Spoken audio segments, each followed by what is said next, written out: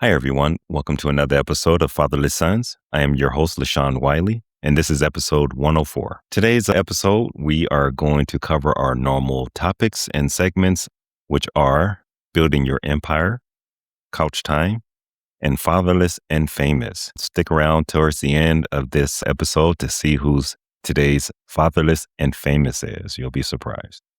Okay, so let's start with building your empire. And today's topic on building your empire, we're going to talk about a not so exciting topic, which is budgeting. Budgeting. Now, I'm going to do my best to make budgeting a little more exciting because hopefully by the end of this talk, you'll have more of a purpose for budgeting. Okay. And we'll talk a little bit about household finances and how to manage and budget as a team when it comes to two income households. Okay. So when and some people, manage their household finances a little bit differently, but I'll base this on what I've seen to be the most successful in wealthy households, in wealthy families. Okay. So let's say you have a dual income household, whether it's a husband and wife, two wives, two husbands, whatever it is, just two people bringing income in from their jobs. Some households and people like to keep that income separated. So if it's a husband and wife, the husband will say, I make my money and this is my income and I'll pay these bills. And in that same household, the wife would say, I have my income and I'll pay those bills, for joint income families. Some people do this and it may surprise a lot of my viewers who don't do this, but this is a very popular thing with a lot of households. Now, I'll advise those households who are managing their household income and their finances this way to consider joining the income. Now, as a banker, whenever I set up household accounts, this is how I always advise my clients to set their household income up. So let's say you have a husband and wife and they're both working jobs and they both are able to get direct deposit. Normally the standard setup for me, and this varies from what I'm about to say, but the basic setup is one joint checking account, one joint savings account, and two separate individual accounts for his and hers. Okay. And here's the logic behind this setup. So your joint checking account, your direct deposit is going to go into that joint checking account. And any money that you have left over that you don't really have tied to a bill will go into, or you'll transfer those extra funds into your savings account so that your savings account will have X amount of dollars in it at all times so that you can take care of your emergency. Let's call this your emergency fund. Okay.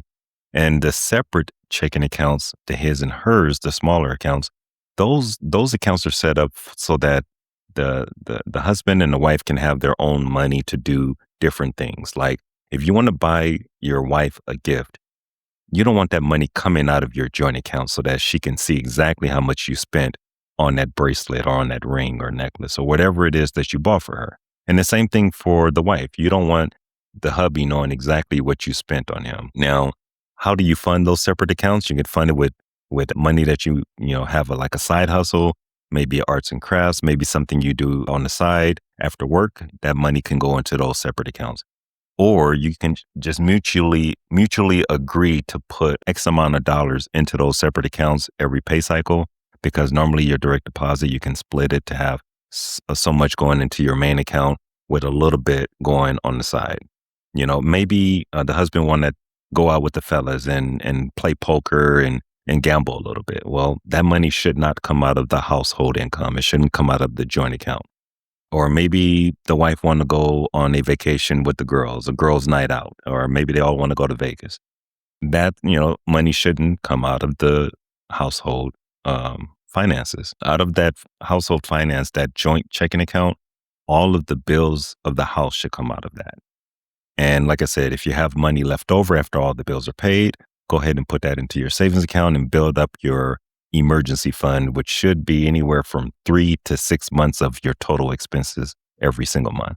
So if your monthly expenses come up to, $3,000, then your emergency fund in your savings account should be at least $9,000 or more. Okay. because that'll be your monthly expenses times 3. You need to write on paper what you're actually spending money on. And here's the budgeting part. Now, pull your credit card statement or your checking account statement, however you spend your money, your debit card, wherever your money is coming out automatically, pull those statements for 3 months. You can take 1 month from December during a cold month, you can take a summer month, and you can take another miscellaneous month that's in the middle somewhere, maybe in fall. But take those 3 months of your expenses from your bank statement and average out what your expenses are on miscellaneous expenses, on entertainment, your gym memberships, your utilities. Every single bill needs to be written down and it needs to be accounted for. I don't care how miscellaneous it is. If it's a consistent expenditure, it needs to be written down. That way, when you have it all averaged out and you look at exactly where all your money is going, you know exactly how much you have left over, and you'll be able to look at each other and say, yeah, it feels like we have around that much left over. It looks like what's on paper is correct.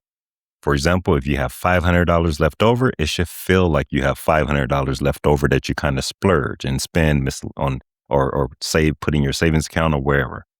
Now, when some of you do this exercise, you'll realize that you don't have any money left over.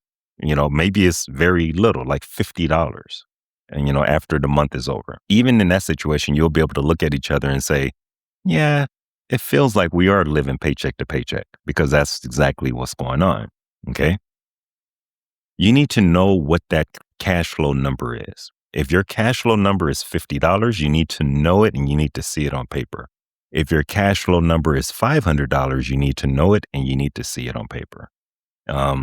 So once you know what that number is, then it gets exciting, because now you get to gamify this. You get to play with it and figure out exactly what needs to happen in order to increase that cash flow number. Now, if you're at that $50 mark or even less, 0, let's say, or God forbid, a negative number, but let's just say you're at that $50 mark of cash flow every single month with you and your spouse. You need to cut your spending. There's no easy way to put it, but you have to cut your spending so that you can increase that $50 cash flow number to a bigger number. Now, if you're at $500, you should still look at ways to increase that number or grow that number by cutting some of your expenditures or by increasing the amount of money that comes into your joint savings account. So maybe you amplify whatever you're doing on the side as your side hustle so that you can bring in more money. Maybe one of you need to get a second job so you can bring in more money. Maybe you need to work more hours or get a promotion so that you can bring in more money. Okay. So those are the 2 ways you're going to grow that cash flow numbers, by either bringing in more money or cutting your monthly expenses. And when you write all this stuff down on paper, the thing that you need to cut is going to jump off the page and say, I'm where you're wasting all your money. Cut me. It's just going to jump off the page. You'll be surprised. Or maybe you won't be surprised, because you'll say, yeah, I knew I spent too much money on that. Okay. But what are you going to do with this cash flow that I'm trying to get you to boost up? What you're not going to do is just save it. All right. I know there's a lot of advisors out there that will say, save, save, save. You want to put money in your savings account. Okay. What are you saving for? If you're not saving for anything specific, I can tell you what's going to happen with the money you save. Something's going to happen and you're going to spend that money and it's going to be gone.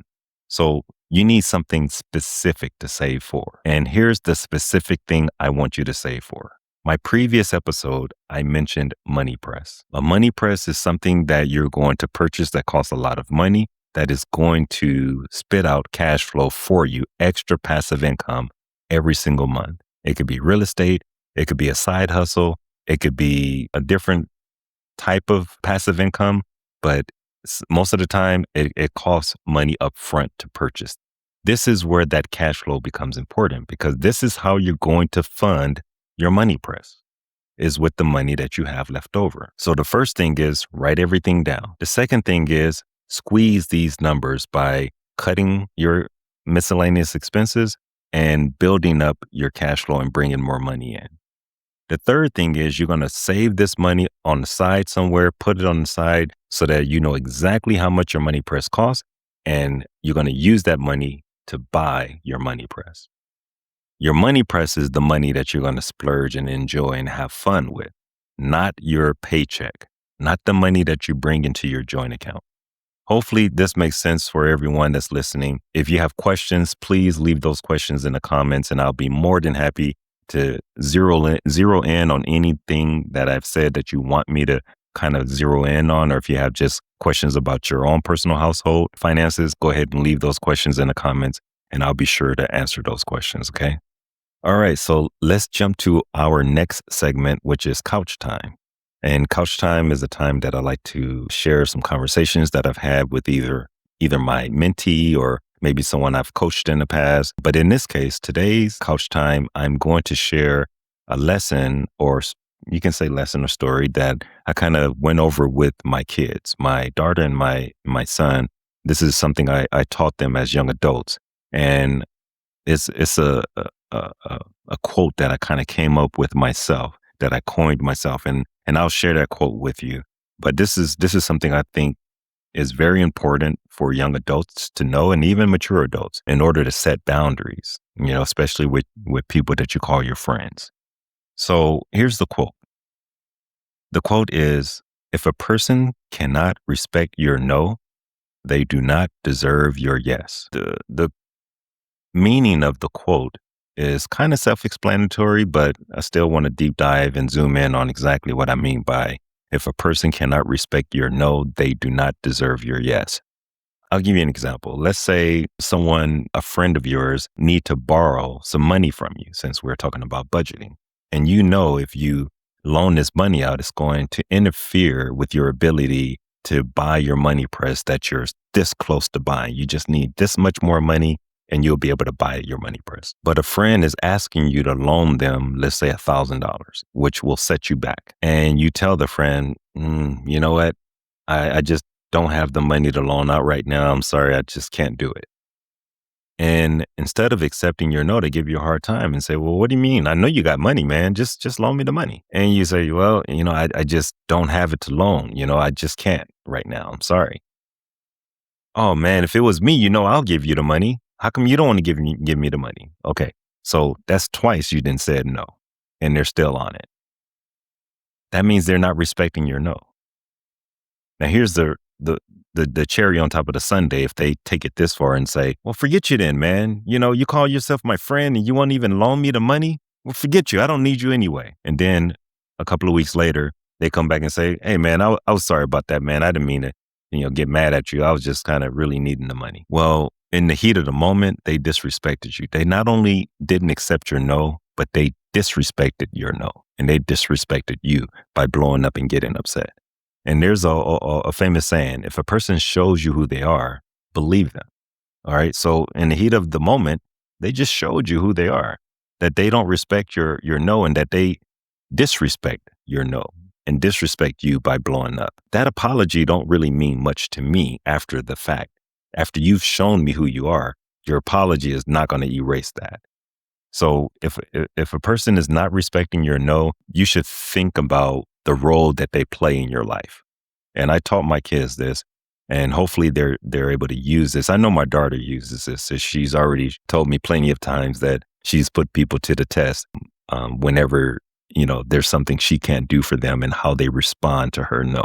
That kind of just categorize that friend, whether they know it or not. Okay, so if they don't respect your no, they don't deserve your yes.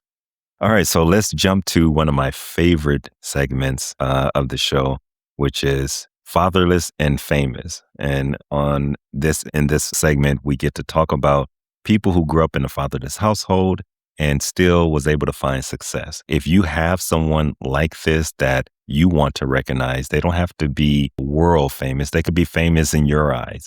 Go ahead and leave their story in the comments and I'll review all of those stories, and some of those stories may even be shared on the channel.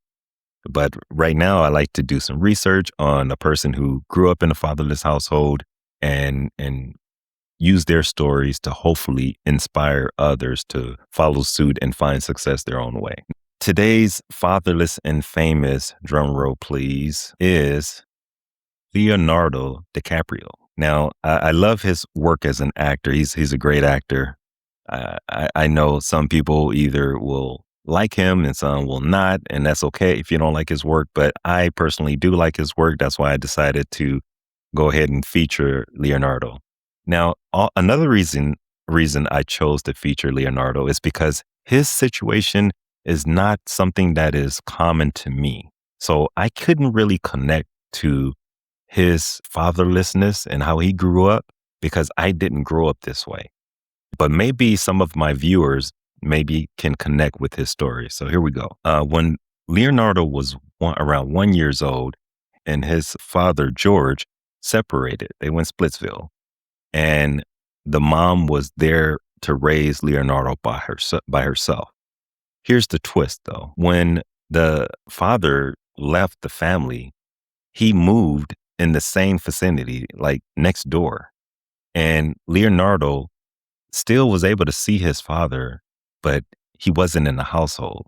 So Leonardo classifies himself as growing up in a fatherless household. And like I said, it's not what I'm accustomed to, but I have to respect how he saw it and how he experienced it, because he said he didn't have those automatic lessons that you learn when you have a father in a household. Now that I can connect with. So he struggled with understanding how to be a father, how to be a man, how to control his emotions, how to behave, how to be responsible. All of those things that you kind of learn without being taught.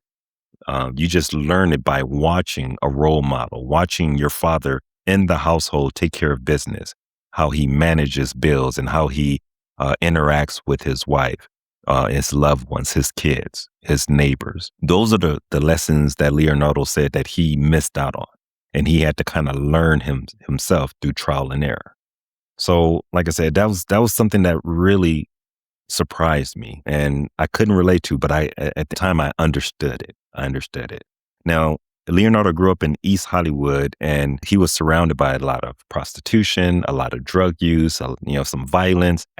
That made him stay away from drugs and violence because he didn't want to follow in those people's footsteps. So that was his example of what not to do. And as he got older, never really felt like anger towards his father, even though he felt like his father's in-house presence was missing. He didn't have any animosity towards his father. So as he grew up to be a successful adult, he continued to like talk to his dad and bring his dad even closer into his life, even though his dad was not in the household. And he grew the relationship to where as a successful actor, he would go to his dad for guidance and for advice on, things that he should do regarding his career. So he sees his dad as like someone who can give him some good career advice. And that was a little surprising. So like I say, there was a lot of surprising things in this dynamic that I just really couldn't connect to. If this is something you can connect with and connect to, please leave those comments in the comment section, because I really want to hear other people who can really relate to this and how is it that you can relate to it? Because like I say, it was really difficult for me to really connect with this example. But for that reason, I said, this is one that I really want to share with my viewers.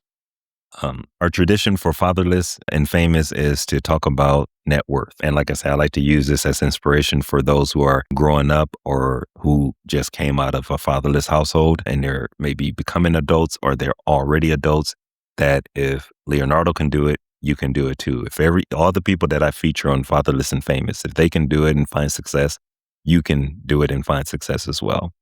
So Leonardo's net worth currently, as of 2026, is $300 million. That's a lot of zeros. I want you to use his example as inspiration on what you're able to do and how you're going to be able to find success as well. If you haven't found it yet, if you have found success, share those stories with me in a comment, and also like this video, subscribe. Until next time, stay safe, be good, and don't let anything stop you or get in your way. Talk to you later.